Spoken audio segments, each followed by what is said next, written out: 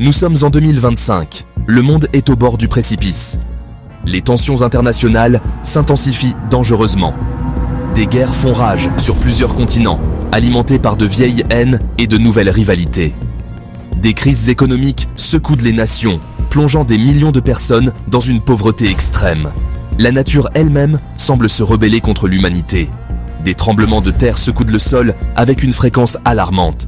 Des ouragans d'une violence inouïe s'abattent sur les villes côtières. Le fragile équilibre de l'écosystème est bouleversé. Pourtant, même au milieu des ténèbres grandissantes, une lueur d'espoir persiste. Cette lueur, bien que fragile, éclaire les chemins les plus sombres et guide ceux qui cherchent des réponses.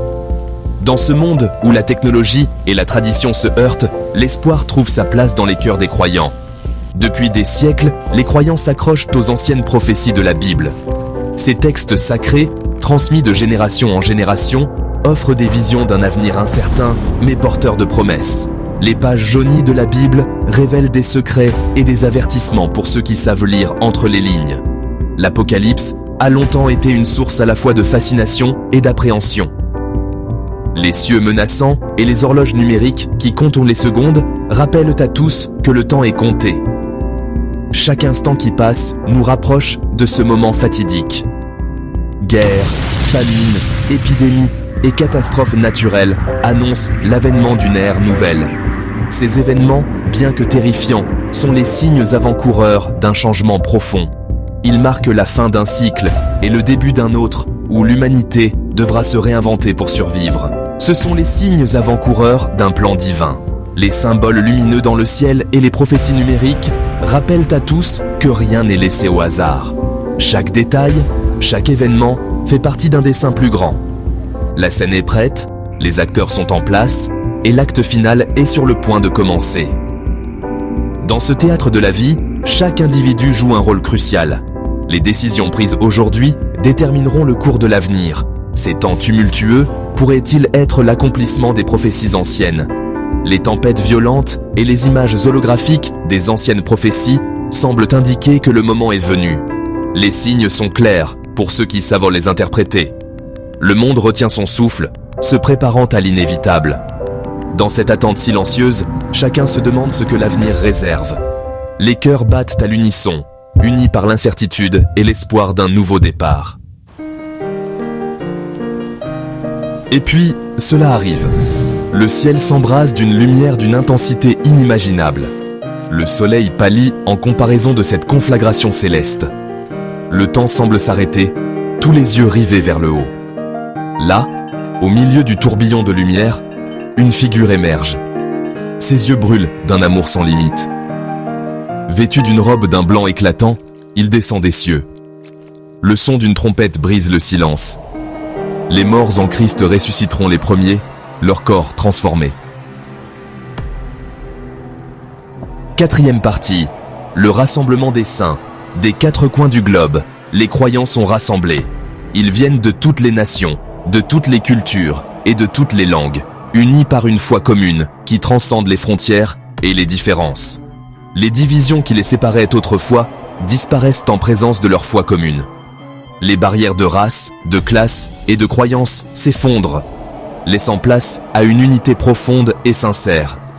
Ils sont un en Christ, unis par un lien indéfectible d'amour et de dévotion.